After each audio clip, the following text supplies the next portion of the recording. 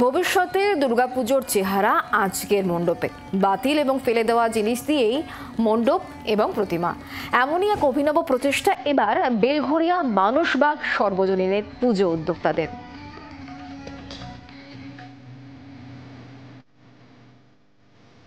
চলতি বছরে বাতিল সামগ্রী দিয়ে ভবিষ্যতে দুর্গাপুজো করছে বেলঘরিয়া মানসবাগ।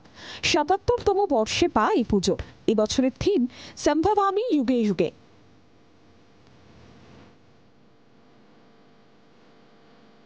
মণ্ডপ সজ্জায় স্পষ্ট ফুটে উঠেছে ভবিষ্যতের দুর্গাপুজোর এক কাল্পনিক চেহারা। সমস্ত বাতিল আর ফেলে দেওয়ার জিনিস দিয়ে মণ্ডপ ও প্রতিমা গড়ছেন শিল্পী কৌশিক দে ও ঝুলন মেহতারি। সেই মণ্ডপে ঈষৎ কল্পবিজ্ঞান ও ভবিষ্যৎ দুর্গা দর্শনের ইঙ্গিত স্পষ্ট। আমরা এই মণ্ডপে যেমন লোহা আছে, খড়, মাটি, প্লাই, এছাড়াও বিভিন্ন ওয়েস্ট মেটেরিয়াল দিয়ে আমরা, এছাড়াও আছে ওষুধ, এরকমও জিনিস ব্যবহার করেছি আমরা এই পূজা মণ্ডপ তৈরি করতে। এবছরও যে আমাদের শিল্পী রয়েছেন বোলপুর শান্তিনিকেতনের ঝুলন মাহাতারি এবং কৌশিক দে, ওনাদের সাথে যখন আমরা কথা বলি, ওনারা বললো যে এবার আমরা কাজটা যেটা করব সেটা হচ্ছে আনইউজেবল ম্যাটেরিয়ালস দিয়ে। মণ্ডপটা যেভাবে তৈরি হচ্ছে এবং এখনো পর্যন্ত যে অবস্থায় আছে, আশা করি এবার দর্শক কিন্তু ফেটে পড়বে। মানসবাগ আদপের শহরতলির পুজো হলেও এর ভৌগোলিক অবস্থান কলকাতার উপকণ্ঠে।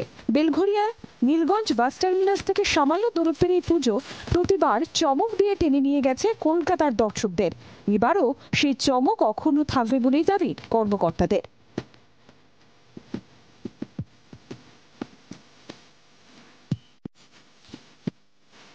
দেবী দুর্গা এবারও আসছেন মানসবাগে ৭৭তম বর্ষে। আর সেই মানসবাগ আগামী দিনের কীরকম দুর্গা ঠাকুর, আগামী দিনের কীরকম দুর্গাপুজো হতে পারে তার একটা সুস্পষ্ট ধারণা এবার রাখতে চলেছে তাদের মণ্ডপে। এবং যা কিছু দিয়ে এই মণ্ডপের প্রতিটি অনুষঙ্গ তৈরি হচ্ছে তা সবই কোনো না কোনোভাবে ফেলে দেওয়া বা বাতিল হওয়া জিনিস।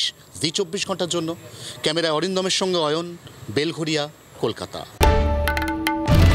বাংলার আওয়াজ, বাঙালির আবেগ, জি ২৪ ঘন্টা।